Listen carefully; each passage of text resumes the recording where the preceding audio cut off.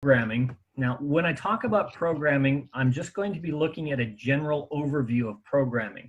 We're going to look at it in the context of square dancing holistically. We're not going to look at programming as in the minutiae details of programming a singing call or programming choreography within a singing call. We're going to look at programming a little bit bigger picture.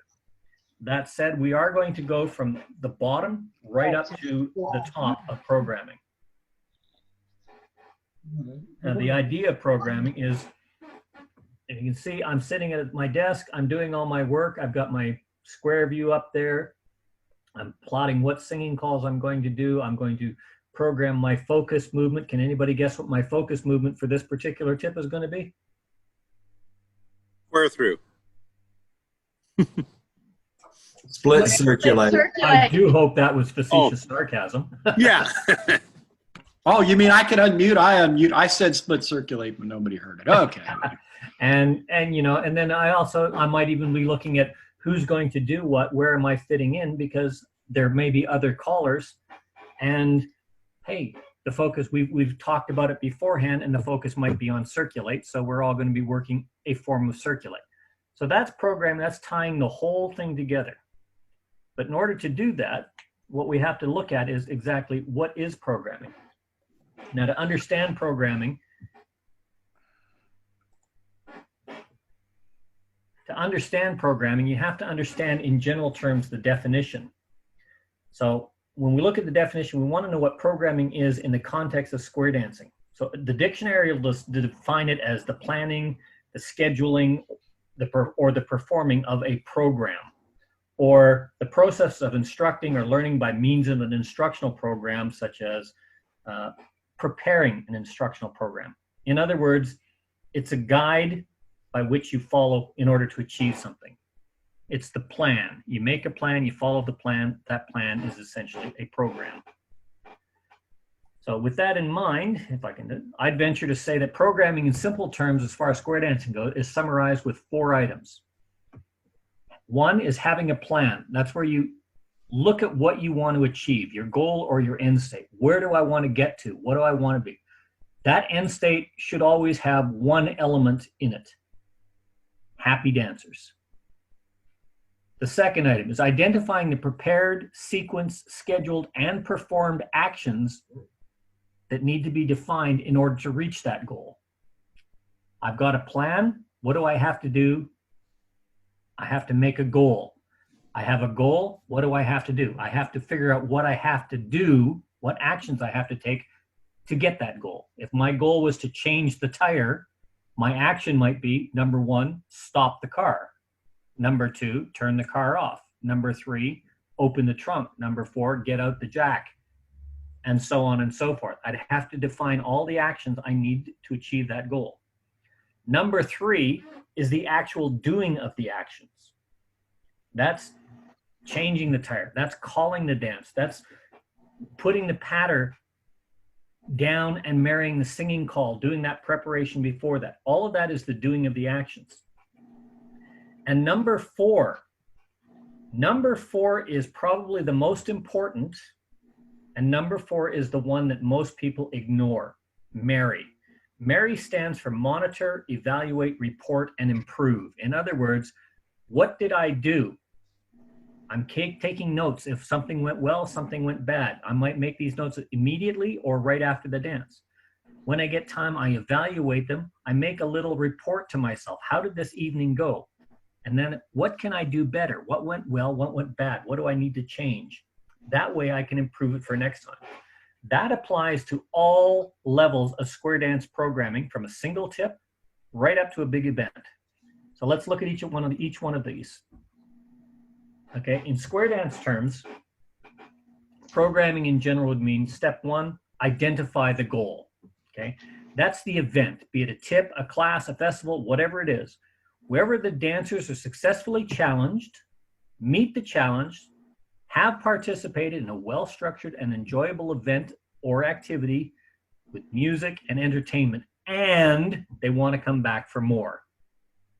That's identifying your goal. Your goal is you want to give them a little bit of challenge and variety, make sure that they win, they have success, they have fun, they enjoy themselves, and they want to come back. That's my goal. So in order to achieve that goal, I have to look at how am I going to do that? To do that, I have to identify the path. And the path to the goal has to be dissected into its component parts and then put together from start to finish, with each part building on the foundation of its predecessors. I can't, like, you remember when I said change the tire? My goal is to change the flat tire. Well, I have to do all the component parts. Component part one might be pull over and stop the car, because it's easier to change a tire when the car is not moving. In order to do this, you've got to construct a well thought out plan of action, which is inclusive of mini programming goals, and all of that is required in order to succeed. And remember, this applies to all levels of programming. You've got to identify the actions. What do I need to do to achieve my goal? That list can be long or short. For example, if I want to program a teaching tip with my evening program, I might say, okay, is this a new movement? Do I know the definition? Do I have it in a patter call and a singing call to marry up? Do I have a couple of modules that use the movement? Have I done my research and prepared everything? And the other thing is the sequence.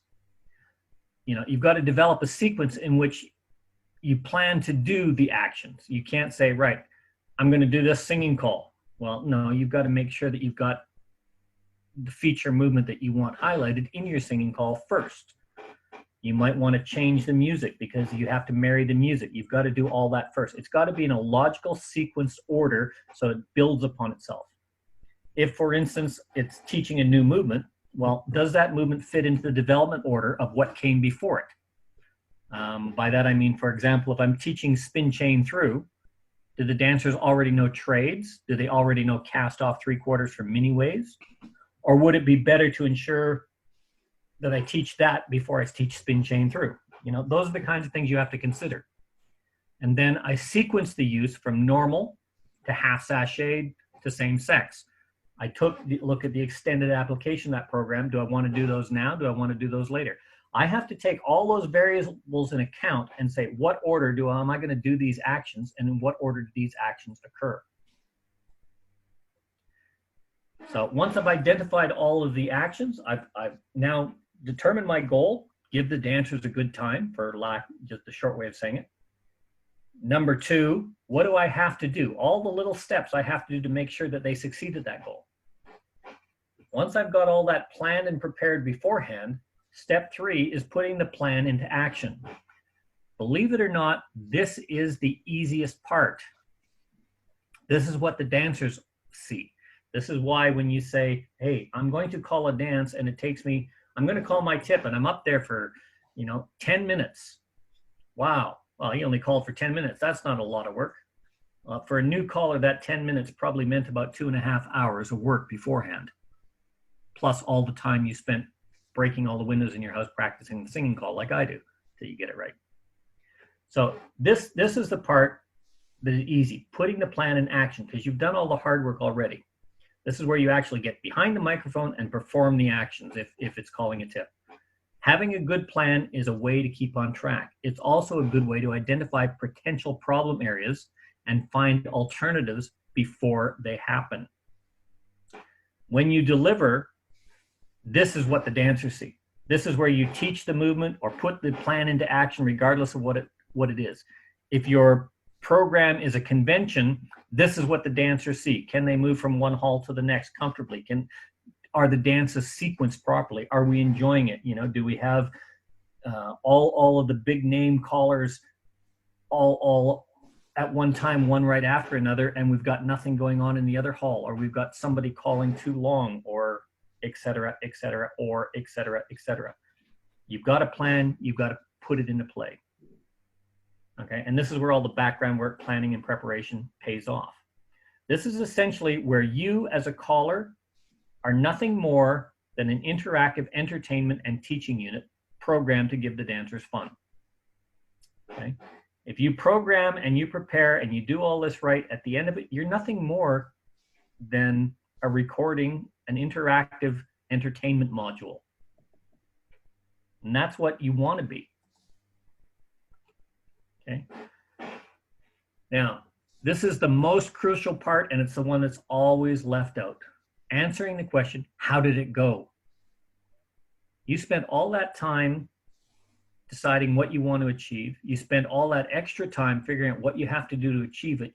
You got up there and you did it. You put your plan in action, and then you walk away and start the next one. No, it doesn't work that way. You've got to look at what you did right, what you did wrong, and be honest to yourself. You've got to monitor the progress of your plan and the action and the goal. You've got to evaluate that work. What did work? What didn't work? What do you have to change? What problems cropped up that you may not have thought of in your preparation? And anything of relevance, oh, hey, that hall, it's a nice looking hall, but the acoustics are terrible. Put that in your plan so that when you go for improvement, one of your improvement notes might be, I'm not going to use that hall anymore, or I need sound buffers in that hall. Okay? You may have found a little something that assisted you that you hadn't thought of in the past. Maybe it went better than you planned. That does happen occasionally. You've got to be honest and you've got to be objective in your evaluation, both during and after your delivery. Okay? Both the good and the bad matter in that. You've got to report your observations from your evaluations. To do this, you can make little notes. Make a recording of your thoughts to come back to. I know a lot of callers that walk around with a little handheld tape recorder, and you'll see them when they come off the stage, they're talking into their tape recording. Yeah, that third tip, change the sequence on the figure, or don't reach up for that high note because you can't do it. They'll come back to that, and afterwards, they'll put together what they call contemporaneous notes. In other words, they'll make notes while the activity is still fresh in their head that they can come back to and refer to and refresh themselves of what they did, what was good, what was bad. And when you've got time to relax, then you go back and review everything and see where you can improve the eye of Mary, improve on what you've done. There's an axiom that says, if you never seek to improve, you will always be the best that you are, but you will never be the best you can be. What that means is you're only comparing yourself to your own ability, your ability, and it doesn't matter who else is out there calling. You are comparing you to you. We have an excellent caller down in an area called Wollongong, Barry Wanson. Okay, Barry has one of those unique voices that he's got such a mellow timbre in his voice that he can dance around almost any song anywhere. And then there's songs that I can do. I know Barry will never be able to do that song in a million years, but he can put that record down and do that record differently, and in most cases better than I can, because he knows how to do that. I am never going to compare my ability to Barry's ability. I consider Barry a much better caller than me, and he's been doing it a lot longer than me. I have my good points, I have my bad points. But when I do the same record that Barry Wanson does, I will compare how I did the record last time to how I did the record this time. I don't care how good Barry does it or how bad Barry does it. I only compare myself to myself. And that's where you've got to be selfish, but that's also where you've got to be honest with yourself. How good you are, how popular you become, how smooth you are, and how many dancers want to dance to you is only up to one person, and that person is you. Nobody else. Okay. Now, although it may appear that programming is a natural skill for many event managers, don't be deceived. A successful program is the culmination of tasks and actions. A successful program is designed to build upon and complement each phase and each one of those actions with each other. A successful program has each part focused separately and collectively on a target goal. Okay, it's like I said, if I want to use spin the top as my feature movement, I'm going to separately create choreography for the patter call. I'm going to separately create choreography for the singing call. I'm going to make sure that the singing call and the patter call marry together, and I'm going to ensure that collectively the patter call and the singing call build up to the target goal, which is giving the dancers fun for that tip. No one part of it will stand alone, and you've got to look at it holistically if you're programming. It's the same as an artist takes a blend of your basic primary colors. He mixes the small bits proportionally to make new colors. Others he mixes very liberally while using key highlights sparingly. You know, I've got my little version of the Mona Lisa down there. Okay. The masterful work of art is achieved in the finished painting. Well, square dance calling is the same. A successful square dance bracket or a tip, a successful square dance session, a dance, an entire event should be and must be classed as a work of art if it's been programmed successfully. And the only way to judge that is your dancer's got a smile, they're tapping their toes, they're coming back, and they say, oh God, I'll see you next, I'll see you tomorrow. Oh, I can't wait till you call again. Oh, where are you calling next? Can I come? That's where you know you have done your programming, whether it's a tip, an event, an evening, or an entire festival. That's when you know you programmed it properly. What you think, quite frankly, doesn't matter. What they think is what matters. Okay. So the key to successful programming is you are responsible to program only your portion. Let me read that again. You are responsible to program only your portion of the overall event and be a piece in the machine or a brushstroke on the painting. The overall programming an event is up to the event organizer, the coordinator, or in the case of a specific dance, it might be the caller or callers responsible for the program. That's their job. And if that's what you're doing, well, then your part of it is to program the event. But everybody you program in there is only responsible to program their portion. And if they're doing it properly, they're going to be talking with the people that are on both sides of them to see what they're doing so that they can allow themselves to build each part into success of the event. That, unfortunately, is not done much anymore, and that's why we have such disparity in the success of a lot of the dancers, or a lot of the dances that come out where you have a really, really good start and then suddenly it dies in the backside and it leaves somebody trying to pick up a program, or it leaves a new caller. I'm going to start with this.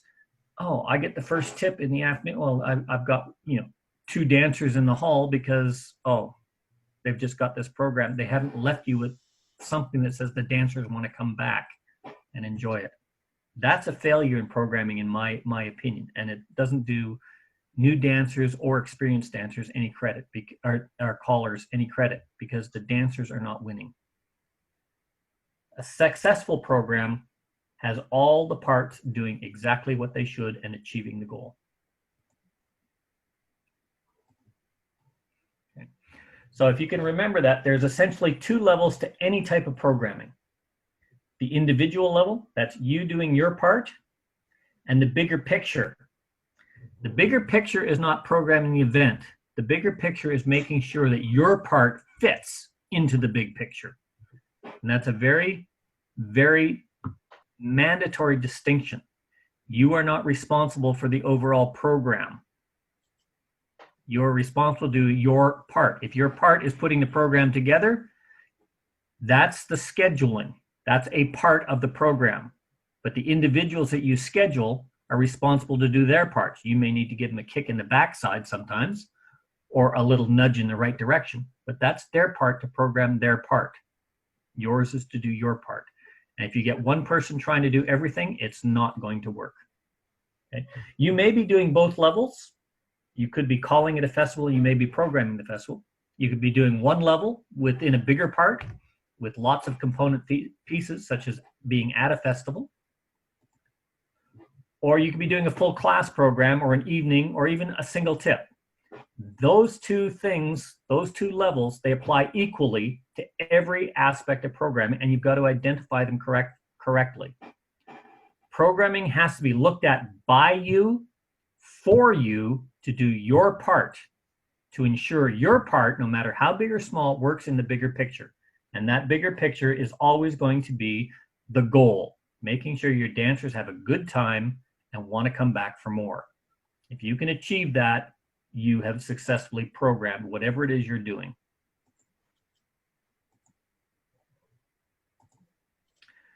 Okay. So let's look at that analogy we used before. If you can remember two things, you'll be able to take the first step as a successful programmer. We use the analogy of artistry and painting, so let's just keep that for a second, but put it into square dance terms. So if we look at an artist wants to make this masterpiece.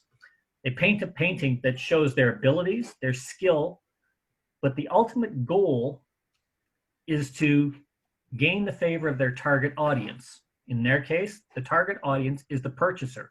They want to sell that painting and make money. They want people to want more of their painting so they can make more money, or they want the notoriety. That's their goal. And to do that, they have to use all their skills to get the bigger picture.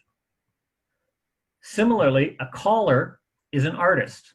A caller has to show his or her ability and skill, but ultimately to gain the favor of the target audience, exactly the same as the painter. The target audience is the purchaser, or in this case, the dancers. So that caller's got to be able to call with variety, show the ability, demonstrate skill, entertain and interest the dancers, and please the dancers. Always the goal is to gain favor of the consumer. In other words, keep the dancers happy and want them to come back for more. If we take that to the next level, let's go past the artist to the actual event programmer as an example. It's the same application applies. If you're a curator of a gallery, you manage works, you place those works, you create schedules for viewing, and you're going to rotate them. You create pathways in such a way that all the artists are individually showcased to the best of their abilities and the limitations of time and space. So you put it so they've got to walk through the gallery in a certain sequence to highlight each artist, but without taking away from another one. And you try and make sure that everybody gets seen on that walkway. If you've ever been to IKEA, they spend a lot of time in their programming to make sure you have to walk through the entirety of the store, and it sequentially builds from what you want to do in your house. And if you want to do one specific thing, they build little shortcuts that you can go to that one section if that's all you want to do.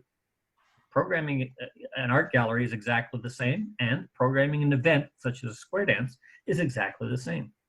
Square dance programmers have to manage callers, just like curators have to manage artists. They have to manage the placement of the schedules and the tips. Well, they have to manage where they put the paintings. They've got to manage the levels and the pathways to get where these paintings go. What room is it going to be in? What level is this going to be? What caller is going to be in that level? They've got to balance the callers to mutually complement and support each other. You've got to put them in such a way that they build upon the base of each precedent caller and allow each one to highlight the caller that came before them and leave the caller that comes after them somewhere to go. If you don't, all you're doing is showing off, showing how clever and how egotistical you are, that you want this to be about you and not for the dancer. You've got to simultaneously allow the dancers to maximize the enjoyment of the feature experienced callers while still introducing and highlighting new performers. And that's exactly the same way as an art gallery. You've got to draw them in with, say, the Mona Lisa there, but then you might want to look at all these other types of paintings. You know, Vincent van Gogh did not get popular in his lifetime because he was just putting his paintings up for sale. After he died, they were put in such a way, in such a category that, oh, that guy's good, that's suddenly popular. And now, well, okay, now they're worth millions and millions of dollars. And quite frankly, the paintings themselves haven't changed. How they were programmed and presented is what was changed. To achieve these goals for either a single tip or through an event, a well thought out plan of action with a fixed goal for each component part is required. That is an absolute must. So if we look at it from the bottom up, we need to program to teach a single call. We want to teach spin the top. We've got to program, what do I need to know to spin the top? Do I need to know how to cast off 3/4? Do I need to know how to do an angular circulate to move up to the same wave? Do I need to know how to do a trade?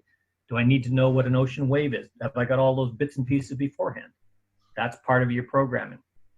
I've got a program to highlight a specific call or calls within the hoedown or the pattern.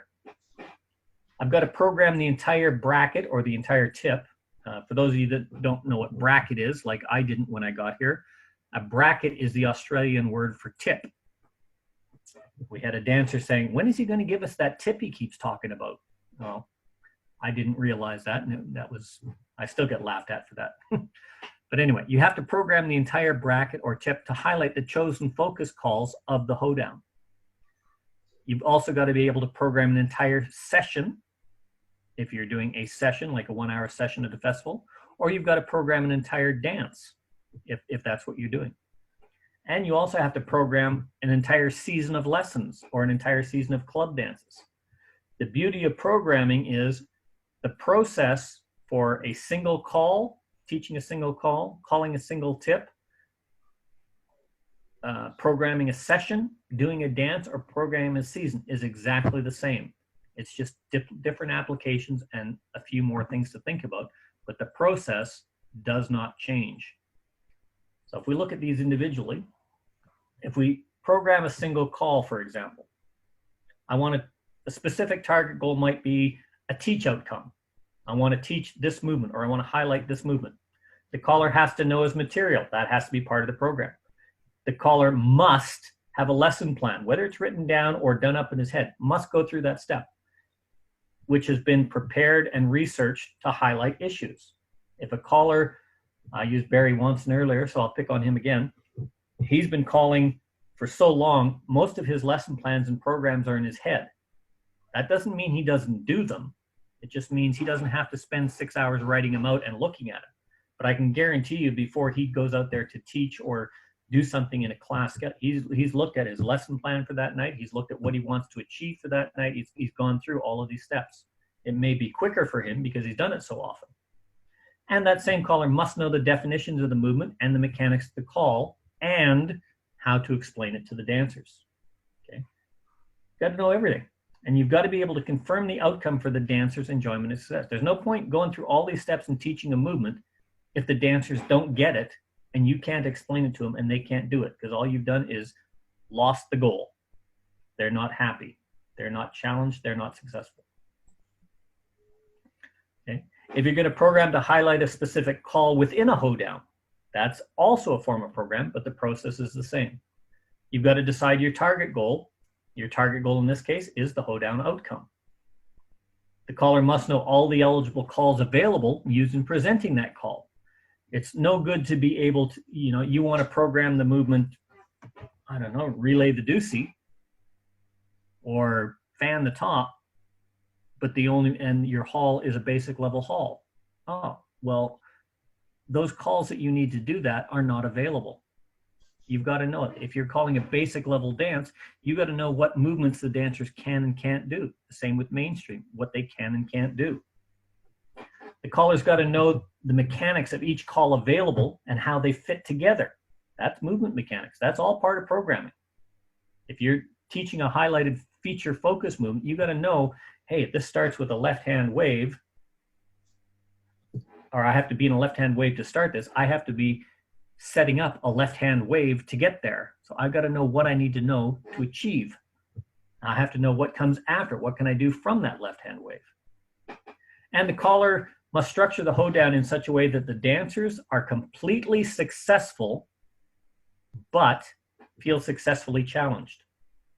The idea is to give them the feeling of being challenged, the feeling of working hard, the feeling of meeting that success, and the feeling of winning.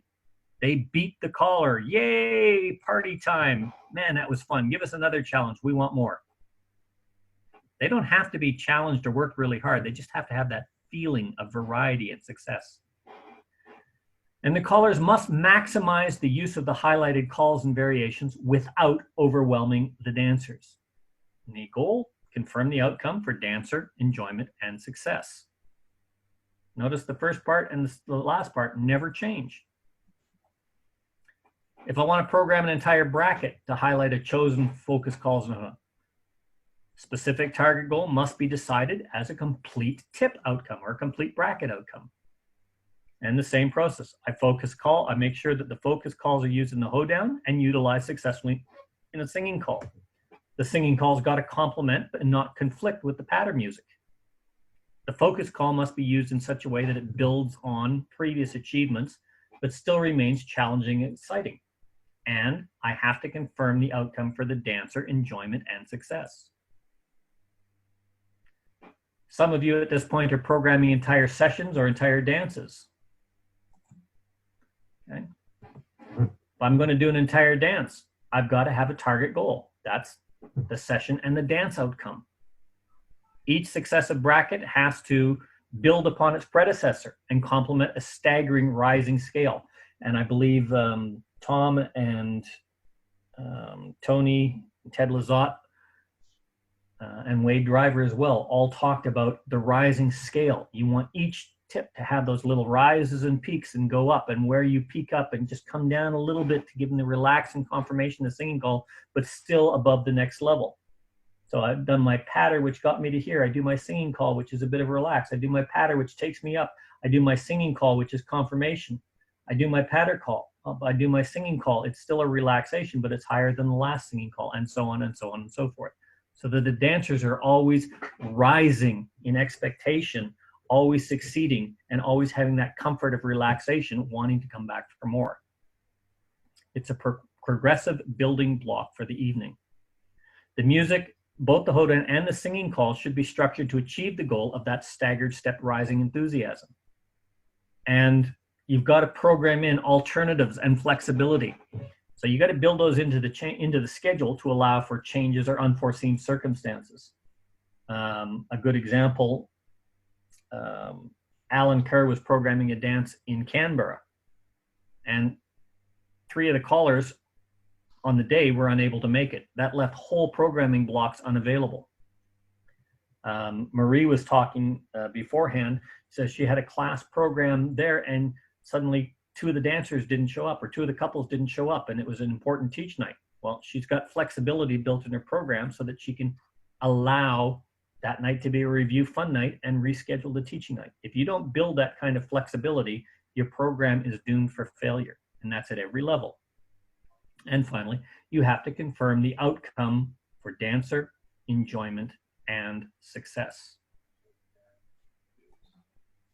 If you're doing an entire season or lessons of club dances, you've got to have a target goal. It's always exactly the same thing. That goal must be the desired season outcome.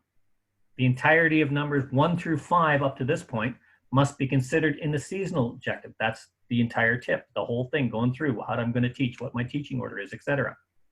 And you've got to build in flexibility and adaptability to change to the overall program structure of the year. That's why most people, when they program a club season or a teaching season, they program at least 4 or 5 nights, which are review, fun, relaxation nights.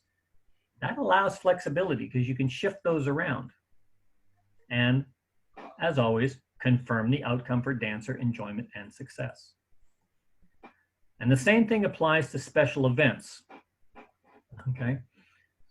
You've got your target goal. The one thing you really, really, really, really have to stress is an event should always be a successful and enjoyable dancer experience. If you are ever charged with programming an event, I highly recommend you get a great big black marker and you write that at the top of the page. You write that on, on a whiteboard or somewhere where you're going to sit down and do your programming, so it jumps out and hits you in the side of the head every time you work at it. Because if you're not thinking of the dancers, if you're worried about caller egos, if you're worried about A, B, and C, and not thinking about the dancer experience and them having a good time and wanting to come back, you should not be programming in the first place. Programming is not about ego of the performers. It's not about ego of the programmer. It's about the dancers. This is a crucial aspect of programming for a caller that do special events and have special circumstances that are beyond the control of the caller. In this case, you don't control all of the factors around it. All you have to do is try and include as many of them as you can think of and identify as many problems as you can think of and find a way to overcome them. In this situation, the callers are responsible to self-program for their portion of the overall event and program, and that has to fit within the overall scope of the whole event or the overall outcome. That's what you have to think of as an event programmer. Okay, this is usually a successful and enjoyable dancer experience. That's your first priority. I've stated it, I cannot state that enough. Caller scheduling, the agenda, balance and equitable slot timing should never be a target goal. I'm going to say that again because that is probably where I'm going to get a lot of argument.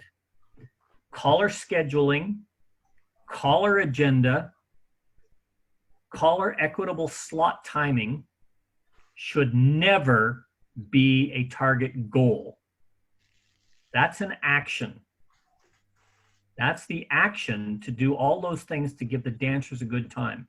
If you're trying to create a schedule to keep the callers happy, to make sure everybody gets the same amount of timing, quit. Because you're programming for the callers, you're not programming for the dancers. An enjoyable, successful dancer experience should always be the prime consideration in programming, not a caller's ego or a cuer's ego, and especially not the programmer's ego or bias.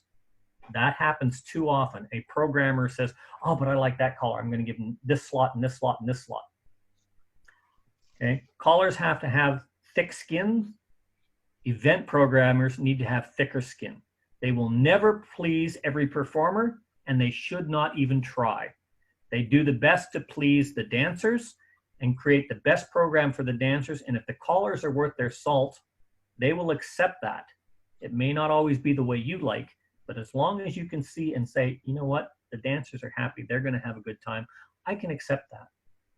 I'm one of the first callers that if there's a big national event and there's 27 callers up there and everything else and things are going wrong, I'm the, you know, because they're running behind or somebody, I'm going to be the first one to put my hand up and say, you know what, take me out of that slot because we need to get on schedule.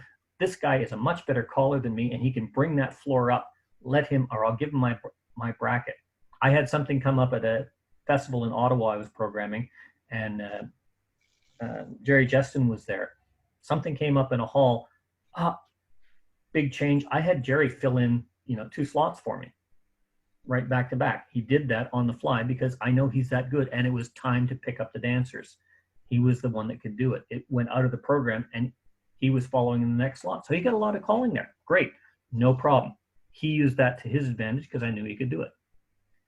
An event programmer, or sorry, it's the responsibility of individual callers to improve to get higher programming evaluation. It's not the event programmer. I say that specifically, I didn't include it on the slide, but if you want to get the better slots, if you want to get the feature at the end of the dance, if you want to get the opener for the big event in the evening, become a better caller. The only person that can do that is you. The only person that can make you a better caller is you. If you don't, you got to learn to suck it up. It's not about the dancers, and it's not about you. It's about the dancers. Okay? It's always going to be about the dancers. I know that sounds cruel and it sounds very controversial. It's not. If you want to get a better slot, be a better caller. It's that simple. And there's so much that goes into that, but that's a whole session in itself. Okay.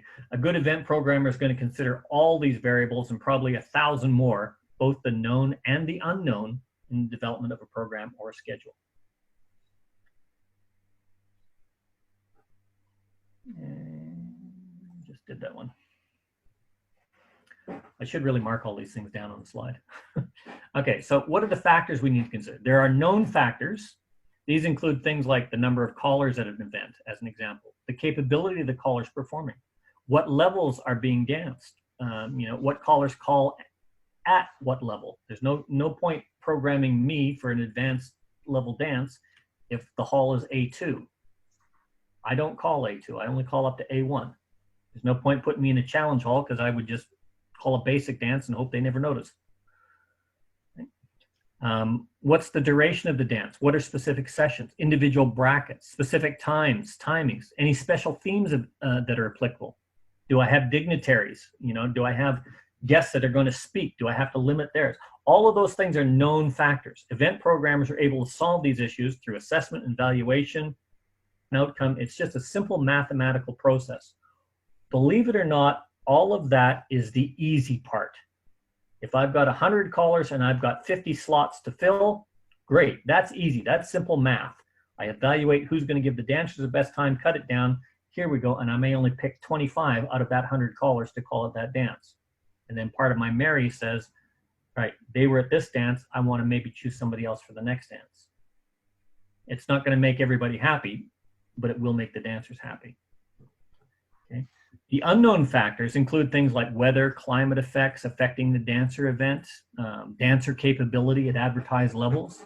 Now, hey, yeah, we got all these, we're going to have a mainstream level dance. So great. I've got all these brand new dancers that are coming in, or I've got all these, 14-week plus graduate dancers, but they don't know how to do a box the nat or a alamandar. Well, that dancer capability doesn't meet the advertised level. The only person that's going to make that a failure is you as the caller. You've got to know how to adapt, those kinds of things. Those are unknown factors. That's something you can't deal with. The number of dancers for each hall, space may have to be reallocated. It does happen that the plus hall is usually the biggest hall, but I've been to dances where, guess what? They had to take the plus and advanced hall, open those up, turn that into the mainstream hall, and put the plus and advanced into small rooms because they were having that much fun at the mainstream level. And that's where everybody wanted to dance. Doesn't happen often, but it has been known to happen. Okay? And there's going to be last minute changes such as sickness or delay. Despite being unknown factors for event programmers, these are actually easy variables to fix because they become an instantaneous reaction. If you're the programmer and something happens that you didn't consider, bang, the power's gone. Okay, what are you going to do? Sorry, everybody. Okay, so I need you all to be quiet. I want you to just shush your feet and walk, bang, bang, bang. And you open the doors to let some light in, and you call without music, or you apologize, or you do something. You react to the situation. Those are actually good because if something unknown happens, no egos are bruised because there's nothing you could have done about it. But a good programmer is going to consider possibilities and have what-if scenarios in the design of that program. Okay. A few quick hints and tips. If you have a program, write it down. Broad seasonal programs should be simple with an outline and key performance indicators to assess what's going on and perform the scheduling. Specific event programs should be carefully scheduled to maximize the performer's exposure, but never at the sacrifice of dancer entertainment. Schedules and time should be printed out well in advance. Seasonal programming should include a calendar with scheduled open slots to allow for sudden or unknown changes. Programs, once they're designed and put in action, should be kept and referred to regularly to make sure that you meet your KPIs. Those are key performance indicators, or your target goals, in order to evaluate the program's progress and maybe modify it if it's needed. It's important to be flexible and adjust to the needs of the dancers. Remember, callers are only tools used in event programming to meet the dancer requirements. So if I've got an event, the callers are nothing more than tools. They're a peg, and the square peg goes in the square hole, the round peg goes in the round hole. Okay? Now, just like building, a good carpenter doesn't worry about the emotional well-being of the hammer and the pliers, but he does look after the tools properly and make sure that they're cared for and used to the best of their ability. If you're tasked with event programming, don't worry about hurting a caller's ego and feeling. Make sure, however, you use those callers or use the tools objectively, properly, and effectively, and you take care of them to achieve the best outcome for the dancers. Again, I'll probably get in a lot of crap for that one, but callers in programming are tools. They're not emotional considerations. The dancers are. Callers have to have strong skin to suck that up. Okay. The planning and programming framework covers the three-phase cycle. Preparation, that's developing the program schedule, the program logic, if you will, that you need. Identify what I want to achieve, what I need to do to achieve it. The implementation, putting the program in action. The implementation involves the MERI process, monitoring the progress, periodic evaluation and impact of achievements. What did I achieve? The reporting, what worked, and the improvement. What can I do from here? And finally, review. You've got to test your program's assumptions. An assessment of a program in achieving the goals. That should say goal, not GOA. Okay, you've got to assess, am I getting all my goals working towards the KPIs? Can I go to the next phase, yes or no? If it's no, adjust your program. You got to review the management and delivery process and the techniques. Did I do this right? Did I put that? Maybe it's better to serve dinner at dinner time instead of at 2 o'clock in the morning. The dancers may be finished dinner by the time the dance is gone, but they're going to be tired. Identification and recommendations for improvement. You've got to do that. You've got to be open, honest, and objective with yourself. You've got to assess the effectiveness of the program. And if you're not honest and objective in your review, you will fail. You've got to remember, it's about the dancers, not the programmer, not the callers, because it can always, always, always be better somewhere. You can always improve. Okay. The final letter in Mary is improvement. Okay. That stands for improvement. You've got to be able to improve. Once you've got a plan and a program, you've prepared, implemented, and reviewed it, it's time to be objective. And once again, when you review it, remember, anybody can be the best that they are now. Mary programming means you will be getting better at being your best. Okay? So look at all the things you did right, all the things that went wrong, improve on the plan next time. Okay? You want success? Build flexibility in your program. Review it. See where you are. Here's the tasks. Those tasks are needed to achieve these tasks. These tasks are needed to achieve that key performance indicator. When all those key performance indicators, I have other tasks. Those tasks achieve this. Those tasks achieve this goal. These goals together achieve the outcome. And the big picture, the dancers are happy and want to come back. Fail at any part of that and you fail.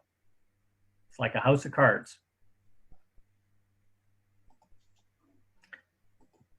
Are there any questions? Is anybody even still here? Yeah, well, I'd like to just say, like, with the comment of, being flexible, like with curlicues, with having 4 callers, you definitely need to be... I'm just going to clarify for a second, Raymond. For everybody else, curlicue in this case is not the name of a movement, it's the name of the club that he has in Canberra. I got that. Okay. I thought when you talked about it before, they might have picked up on that. Okay. We've had callers just, be sick and you have to take up the slack. And also, we get, we don't get given a particular slot that we're going to do. It's all determined on the night. So it can turn out to be a challenge, and you really have to program in flexibility to be able to do one call or multiple calls. And You're absolutely correct on that. If you have any kind of event, oh, wait a minute, sorry, hang on just one second here. You've got a chat. If you've got any kind of event that's going on, you've got to be able to build flexibility into that. Now, I know Alan, when he's calling in Canberra, he'll have into his schedule a program. And usually his introductory tips and where it goes, what he's going to do and where he's going to call. He'll build into the program probably for allowing 3 or 4 callers onto the program if they come for that evening. If not, he's got the program set so he can do the entire thing himself. There are other callers that are in that area that may or may not show up to,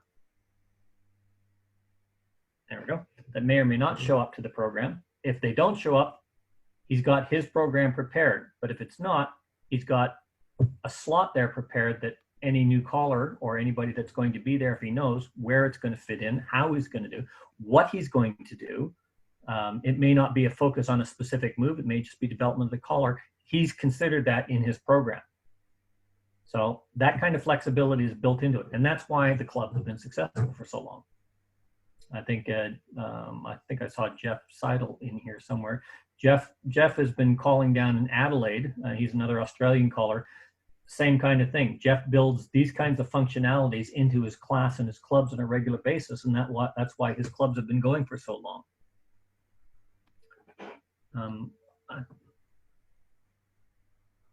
Yeah, I had a question for you, Mel. I sent you a chat. Oh, sorry. When I've got the screen up, I can't see the chat. So hang on. Okay. Due to special circumstances, literally every evening I program is red light, green light. You know what that is? You're talking, am I going to do this or am I not going to do this because I don't know who's on the floor? No, red light, green light means you're calling 2 levels alternately. Oh, okay. That's how you use it. Yes, I understand that fully. I used to have a club in Ottawa, and we did the basic or the new dancer classes on one night, mainstream and the graduate mainstream was another, and the third night was a plus club. I started calling for another club that was also on 3 nights, and because of the mechanics, I think we dropped down to about 20 squares in the club. It just wasn't viable to have a separate night. Mm-hmm. We weren't getting the number of new dancers in. Well, this is all on the same night. I call plus and advance alternating all the same night. What we did was we altered the program for new dancer mainstream on the same night. That was the club decision. That wasn't my decision. I would have rather put plus and mainstream on the same night and give the new dancers a full night, but that wasn't my decision. But I didn't break it down into the first half of the evening was basic, the second half of the evening, I said, right, it's tip for tip. The focus was on mainstream, on the new dancer classes, but the mainstream dancer, that way everybody was there. I gave time in it. I programmed that specifically. We changed it from a 2-hour dance to 3.5-hour dance. Yeah, and it worked. That was a decision that was made in conjunction with the club, and the dance went on for that long. We had a couple more breaks. We had a little bit of a party and everything else, but it actually worked. So that was built into that kind of a program. No matter what you do, those are what I was talking about when I said factors known and unknown. As you say, the red light, green light, that would be a known factor. So you have to design your program to meet those parameters. And that may mean it's going to take you 1.5 years instead of half a year to achieve your graduate of the new dancers. As long as the new dancers are aware of that, they're dancing and they're having fun and they're learning and they want to keep coming, it doesn't matter if it takes you 2 or 3 years to graduate dancers. I can guarantee you, it doesn't matter. A good friend of mine, Paul Adams, used to take his new dancers. It would take him 2 years before he was comfortable graduating them at mainstream. And he said they needed at least another 2 years dancing before he would even consider teaching them 2+. Yet his halls were always full. Paul was not the greatest singer. He was a fabulous entertainer. He was a fabulous guy. He was a really good choreographer, and he knew how to build social rapport with the dancers. And nobody cared that it took him 2 years to get through basic and mainstream.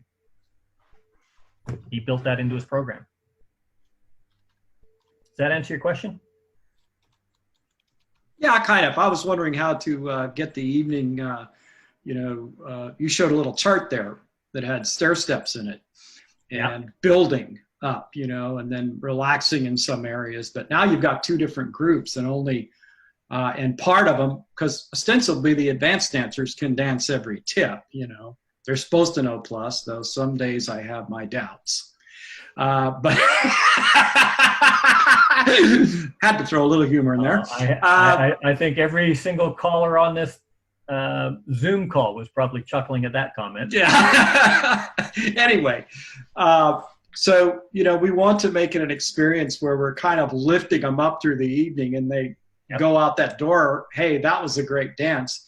And I can succeed with the advanced dancers sometimes, but the plus dancers, they leave early and all kinds of other things. So it's just really kind of difficult to keep that lower group, dragging.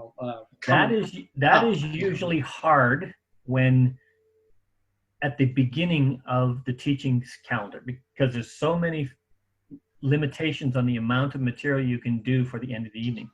One of the suggestions I have there is start everybody together in the big circle. Start with the Sicilian circle. That's just the warm-up. Warm up your crowd, get them going. Don't worry about a singing call for your first tip. Program that into, because that's a meet and greet, social rapport. just with the limitations that you have with the new dancers. Make that short. It might only be 5 minutes. Hey, welcome everybody. Say good, hi, I'm going to get a coffee, and so on and so forth. Then you start with a basic tip. They're out, they're meeting, they've already interacted. Your building of the evening and the structure of your music, you have to basically build 2 programs as gears. Those gears have to work, but those gears also have to come mesh. And if they don't, so I'm going to do basic tip, mainstream tip, basic tip, mainstream tip, basic tip, mainstream tip. And it goes on that. And at the end, what I've got is everybody on the floor saying, yeah, you know what? I'm still here. That's a lot more work, but it is entirely doable. I don't know. I keep using my hands and pointing the screen. Did you guys see what I was doing with my hands there? Surely. I did that in one of the last sessions. I had the PowerPoint slide. Okay, so if you look here, you can see I'm pointing at it with my fingers. Well, and the screen was up, huh? Oh, I see Barry and Jeff there.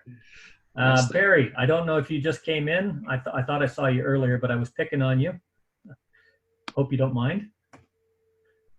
Barry is a caller from Wollongong. He's the one I was talking about. That he programs probably a lot faster than most people I have ever seen, because he's been doing it for a long time. He does a lot of this stuff in his head, and it seems like he does it on the fly.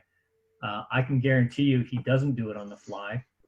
It's in his head. He's been doing it for long enough that lesson plan, everything else, but he'll still at the end of a dance, which I can also guarantee, because following dancing with Barry, we've gone back to his place and we spend about 3 or 4 hours discussing what happened at the dance and what we can do in playing with it.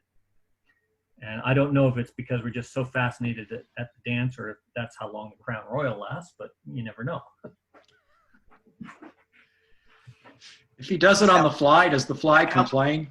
No, that's when we hit the tequila. Flies after the worm. Yeah. Does anybody else have any how long the alcohol lasts? I know. I didn't go. That was a relatively long presentation and a general overview on programming, but it covers a lot of material. The essence is everything in there deals with programming at every single level. They all have exactly the same steps. Just the bigger the program, the more factors you have to consider. But the principle is exactly the same. The big things to take away are, 1, the dancers' happiness, success, and wanting to come back. Their enjoyment is the goal. It doesn't matter what level of program you're doing. The goal is not for you as a brand new caller to call a successful tip and make sure everybody gets home. The goal for you as a new caller is to make sure that you move the dancers around successfully and give them a good time, that they want you to come back. You will get better. But if they're having a good time, you're already a good caller. The second one is, if you are programming, don't worry about caller ego. That is the biggest detriment to programming events or festivals or everything else, because if I'm there and there's Marie Huffendine, Marie Huffendine is, one of these great callers, but she's one of those people that says, right, I want to have the first tip of the evening, and I want to have the first tip of the big dance, and I want to close the evening off in the Plus Festival, and if I don't do that, I'm not going to get my way, and I'm going to throw a hissy fit. Now, Marie would never do that, but she knows, I know she knows, I know she would never do that. That's why I'm picking on her. Okay, she's got thick skin. She can take this.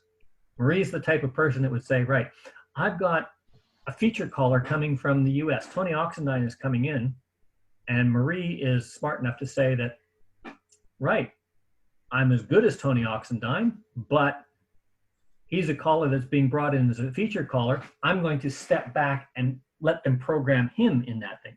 And if she doesn't get her way, she's not going to say, well, I always get this slot. Well, too bad, Marie. It's not about you. Am I correct in that assumption, Marie? Okay. I'm quite sure if we brought Tony Oxendine and Jerry Story and all of those, and Tom Miller and everybody over here, and you were programmed for the first slot of the evening, but it's a big festival and they showed up, you'd probably say, yeah, you guys call that, rather than you say, no, you guys wait. Now, chances are those 3 callers that I just mentioned would say, That was Marie's slot. You know what, Marie, get up on here and stage and join us. Because it's not about ego of the caller. It's about the dancers. And if you keep that focused in your mind, you will always be a successful programmer.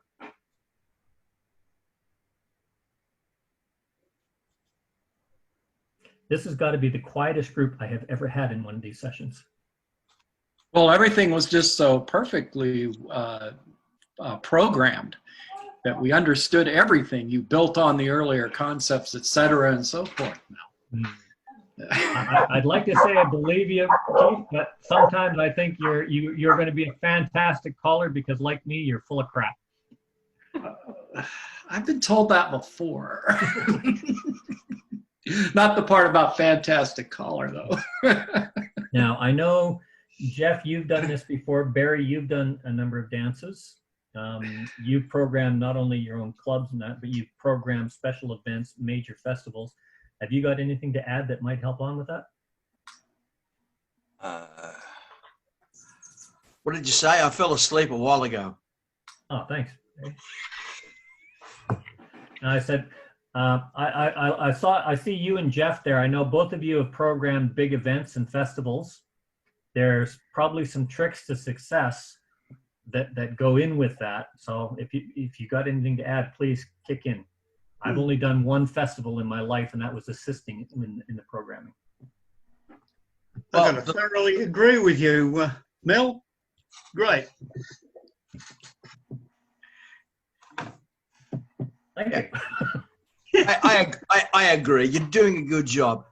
I've been lucky. I've programmed 3 national conventions here over the last 15 years, but my programs have been so good that the last one I programmed was only last month. And of course, well, that didn't go ahead. So my program mustn't have been very good.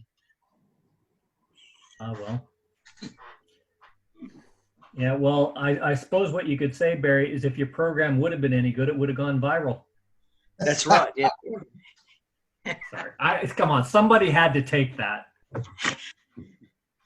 I feed you the lines. But let's look at it this way.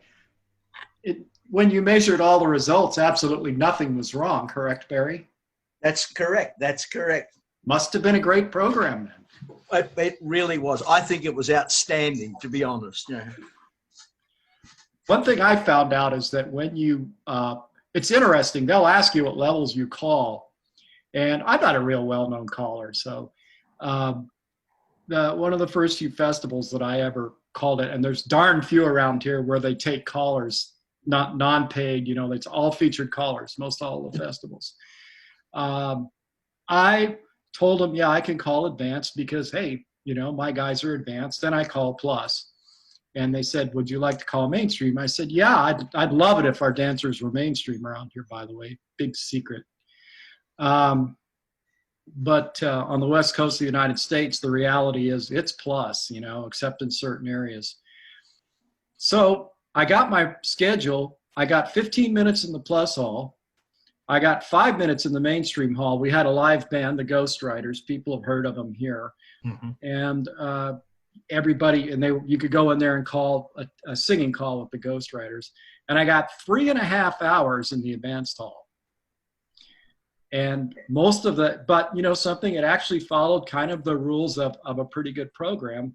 I was first in the morning, middle of the day when everybody goes to lunch, except I couldn't agree with putting me last in the evening, you know, at 10 or 10:30. I guess maybe everybody leaves the advanced hall and goes over to the plus hall or just leaves. But those are the slots that I filled, you know, and it was okay with me. I'd do it again. You know, I tried to have as good a time as I could with the 2 or 3 squares that showed up. So, well, if you're ever in that circumstance, the whole object is know your floor and adapt to your floor. And if you've got 2 or 3 squares, you make sure that 2 or 3 squares has the best possible time you can give them. And if you've done that, it doesn't really matter. Bob Furr, you sent me a comment here. Bob said, but lessons learned the hard way, and this is sort of a bit of a segue into what you said, Keith, is to be totally aware of your audience. And I believe what you wrote here was You were programmed into a dance where the local dancers enjoy dance, heavy dance by definition. You went to the dance and you learned the hard way that your audience was not the dance by definition group that you thought it was. Is that correct? Well, actually, I responded to some emails and some comments where people wanted more challenge out of me, and it was a beginner hoedown. But I didn't talk to the beginners. I talked to the experienced dancers that love a little bit harder work. Yeah. And so you would call that a programming failure, right? A failure. Yeah. That I will not do again. Okay. And that's one of the things. I cannot stress enough that the amount of preparation that you put into your activity, the amount of preparation you put into your programming, the amount of practice you put tying it all together is never, ever wasted. Okay? Piss poor planning and preparation makes for a pitifully poor performance. Wow, you got a lot of P's there. Yeah. It's a bad way of saying it, but if you want to get up there, I don't care how good you are. If you want to get up there and just call cold to the floor you've never seen before and just get up there and you don't know how to program, you're going to fail. There are callers, and there are some exceptional callers that can program a dance in 30 seconds off the top of their head, and they adjust their program as they go. They are exceptional callers, and the only reason they can do that is because they've been doing it for yonks and yonks and yonks. And what they do, you'll notice that Tony Oxendine is one, Don Beck is one, Kip Garvey is another one, Jim Mayo is another one.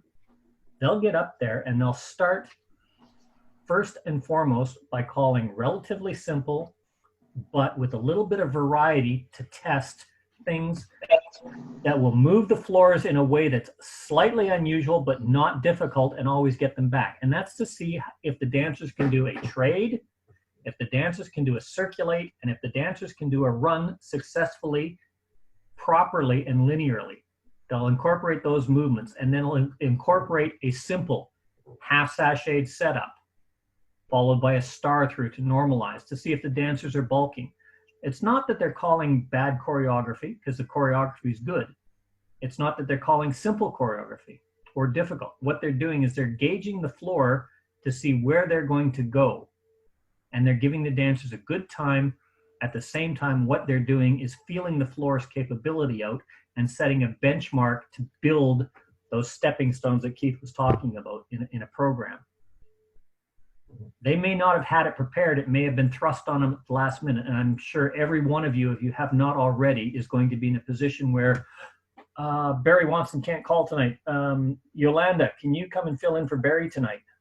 Oh, God, yeah. Yes. Okay.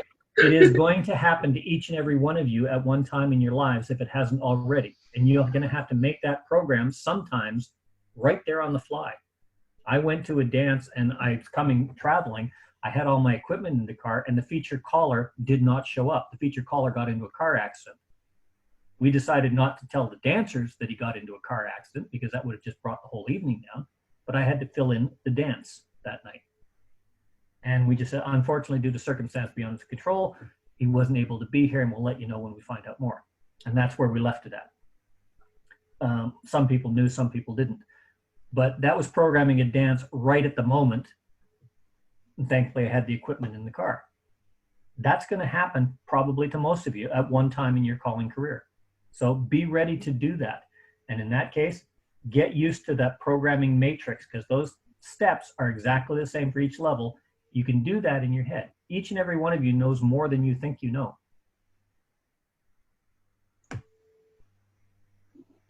Well said. So I've got a question for you guys. Yes, Bill. When you're doing programming, do you programming exactly what songs you're going to play that night? I've got callers in my area that insist on doing that. I don't do it myself because being a musician and being in a band for years, I try to get a feel for what the floor is and try to choose music that I think that they want. Okay. The answer to that is 6. There is no real answer to that. Ideally, yes, you want to program your music, and you should be programming your music. When you program your music, okay, I'm assuming you're a club caller for a regular club once a week or once a fortnight? Okay, so you're probably looking at your music to say, what have I used, what have I not used? Right. And you'll have some that you'll bring back maybe 3 or 4 times, over the course of 6 months, and you'll have other songs that you may only do once. I can pretty much guarantee you, if you're that type of a caller, you're looking at your music and you're saying, right, I'm going to program this dance tonight. I've got 10 tips. I'm going to start with something to warm them up. I want a good punchy patter and a good lifting singing call that's nice and easy. I want to do something. My 3rd tip is going to be my workshop teach tip. My 4th tip, I'm going to relax but confirm. My 5th tip, I'm going to let them wow, and I'm going to keep that focus, what I've taught in there. My 5th tip, and so on and so on and so on through the evening. I can practically guarantee you're going to structure your music to say, right, I'm going to have a high, punchy, something that's going to be here, balanced, singing call that's going to be here. I'm going to do, sorry, can you guys see my hands? I keep doing this. Well, I'll have to put you on speaker view. It's going to be up a little higher. My patter instructional tip, be it the 3rd or the 4th tip, is going to be about down here with the music so that I can focus on the teaching of that and the success of that, and then with a lifting singing call. My next one is going to have a lifting patter and a mellow singing call, but still taking it up the rise. I can practically guarantee you do that, but you're not deciding on the individual music. Right.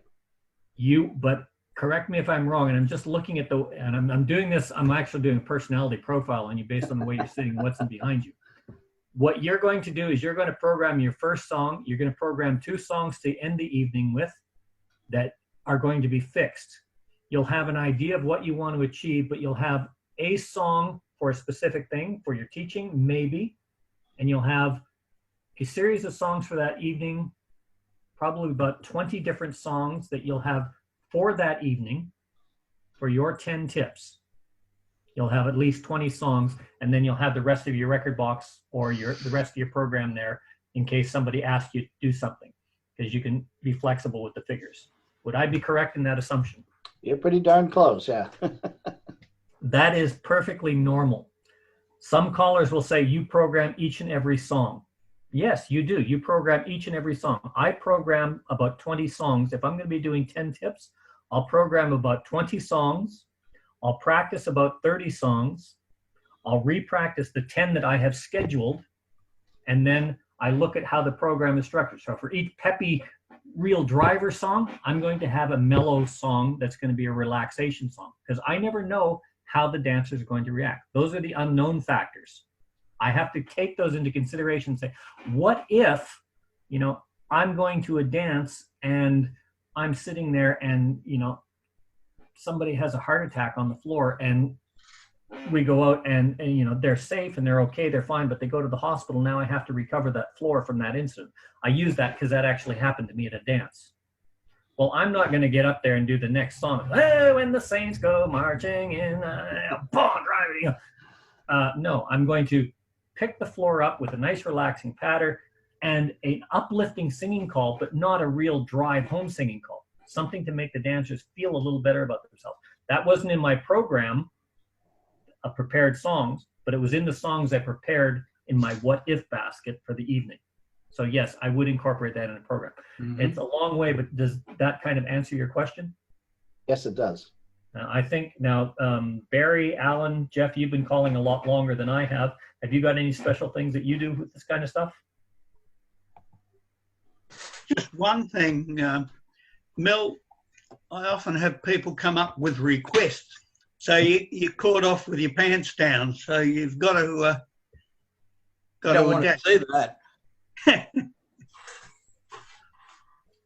Yeah. Requests are great. I love requests. The reason I love them is because that means that the dancers like listening to you and you do a good job of that song. For some reason, I did the song Ghost Riders in the Sky once here in Australia. I think that was 2011. No, God, my God, that was 2004. That long ago. But almost every dance I go to, when I did that song, every dance I go to, I get requested to do that song, which is great, except now everybody knows I'm going to do Ghost Riders. So what I do is I say, oh, well, I programmed the dance. When I went to Adelaide, I was asked to do Ghost Riders about half a dozen times. I actually had a number of requests to do when I went to do the festival down there. When I got there, there was more requests coming. And what I said was, sorry, I left that part of the community. I only brought the stuff down for the dance. I got programmed. I got a lot of songs. Yes, I had Ghost Riders. Yes, I had Home on the Range, which are 2 that I had promised. But I'll say, no, I didn't actually bring that with me, or I've got a different program set out for tonight, but you know what? I'm going to write that down. Come to the next dance. I'll do that one specifically for you. There are ways you could do that with the record box very easily. It's kind of hard to do with a computer, but you find a way. And sometimes you do what you can and you do what you can, or you can just say, I've had 4 other requests. I really don't know if I can fit that in, but I will try my best. If not, I'll guarantee I'll get it to the next dance.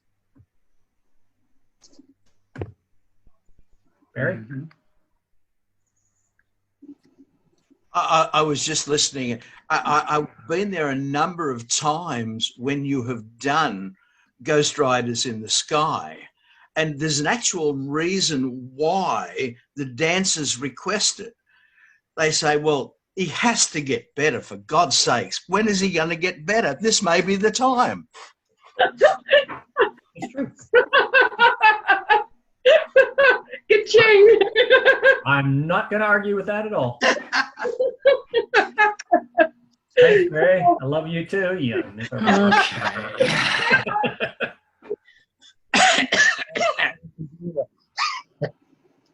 You take a little license, Barry. I think he earned that. But it is actually true. There are songs. I think I mentioned a friend of mine, Mike Turner, before. Mike could not sing. If you wrote the tune, cast it in concrete, put it inside a bucket, and welded it shut, he could not sing that tune. But he was always given requests for specific singing calls, because that was he carried it off so well, and he was such a personable guy and such a great entertainer that even being bad was good. So, and he was I learned so much from that man. I like to think I'm a fairly good singer. I do fairly well. I know what my limitations are, and I always try to exceed those. But there are songs like Ghost Riders, which is one that I get popular on. That's not really me that drives that song. I try to do a good job on it, but that is one of those songs that gets requested because it is one of those songs that gets requested. Everybody knows that song. It's upbeat, it's peppy, it's driving. It's one of those wonderful things that makes you want to get up there and dance, and everybody goes, yippee-ki-oh, Ghost Riders in the sky, and they'll all do it. Whether or not they know the song or not, they pick it up. When people talk about modern music, that thing gets requested. That was, what was it, 1937 that was written? Something like that? Yeah. That's modern music, guys. It's not the music. It's what you do and how it makes the dancers feel. Tony Oxendine was talking about that in his presentations today. You select music by how it makes you feel. That's one of the music songs that makes you feel good about yourself and feel good about dancing. I know in Australia, I cannot for the life of me remember the song, and this is very, very embarrassing, but there's a song it's pure Australiana. It's all about Australia. It makes the dancers feel good in Australia. That song would not work in Sweden, or it probably wouldn't work in Montana. I called a dance in Montana, and I did the song God Bless America again, which is a slow truck driving song. It's, oh, Lord, I sure do wish you'd bless America again. Oh, Lord, kind of like you did way back when it all began. And that's how I'm actually calling and talking on the record, and the dancers are going. That song got requested over and over and over because it made them feel, it was one of those songs that just made you feel good. for those of you who have been following Paul Cote released a song and he was looking for comments on it called Love Hurts. And a lot of people said, oh, that's a terrible song. It's so depressing. It's not the music. It's good music, but the subject matter is wrong. You know what I say to that? It's not the subject matter. Jeff, when I was in Adelaide, do you remember the song I did? It was called It's Crying Time Again. Oh, that's a good song. Yeah. Okay. Now, It's Crying Time Again is a sad song. I don't use those lyrics. The lyrics I use are, I had some vacation coming, so I drove down to Florida to visit some friends. I remembered it was my mother's birthday, so I thought I'd wire her some flowers and then go visit my friends. Oh, yeah. I saw a little boy in a flower shop crying. He said he only had 10 cents, couldn't buy any flowers. I bought the flowers for him. He was happy. He ran out. And then I bought flowers for my mom to send by a post in the mail. I left feeling proud. I went out, and as I was driving out of town, there's that boy kneeling beside a grave in a cemetery. I walked over and he says, this is where my mom stays now, and she thanks you for those pretty roses. Now and I do that in that deep trucker voice. That's the kind of song that makes you want to take your hand, punch it through somebody's rib cage, grab their heart, twist it, and rip it out of their guts. And for some reason, that is so depressing, and the dancers love it. I get requested to do that trucker song over and over because it's just so different.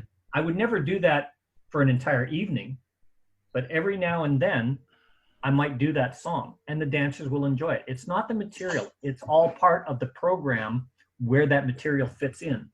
And of course, that song is definitely going to be followed by a peppy up-picking song, or pickup song, even though the song itself does pick you up, despite the fact that it's so depressing.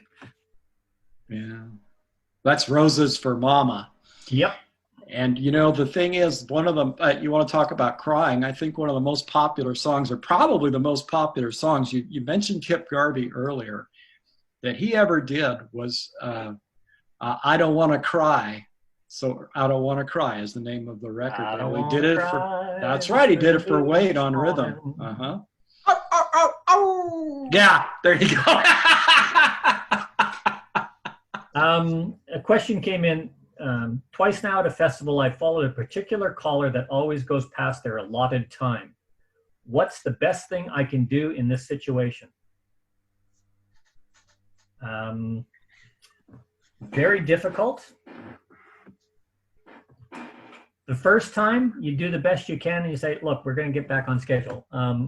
In Canberra, I just said, look, we're way behind schedule. I'll just give up my tip. Now, I wasn't programmed on. Alan Kerr was a programmer, and he put me into a bunch of slots, so that was not a big issue for me. But as an example, let's just say Barry Wanson is following Mel Wilkerson, and Mel Wilkerson gets up there and tells a 10-minute joke, then he does a 15-minute patter, and then does a 4-minute singing call in his 15-minute slot. Well, what you should be doing, and what I would expect Barry to do, and what I would do to Barry would say, Barry'd come up to me and say, Mel, really enjoyed your tip, but unfortunately we've gone over time, so I'll bow out. Can we talk about this later, or something like that? The second time, I might say, and here's Barry Wanson. Well, oh, look at that. Sorry, folks, but we're so behind schedule because the callers are going a bit long. I'm going to pass the mic to our next. I'm just going to introduce the next caller. And I would do that on the microphone because sometimes being nice doesn't work. And sometimes if a caller is doing that, that's their ego. And you know what? Every now and then, you got to give somebody a good swift kick in the ass to say, stop, pull your head out of where I just kicked you. And if you're afraid to do that, then you shouldn't be doing this job because it's not about that caller. It's about the dancers. If that caller gave the dancers a really, really good time and it was a go, tell them they did a really, really good time. It says, unfortunately, I wasn't able to call because you did that, but man, you really gave them a good time. I appreciate that. You can deliver that same message with a compliment. Sometimes that's the best way to do it. I know it's not what you want to hear, but I think that was Janet, was it? I think that's not what you want to hear, but sometimes that happens.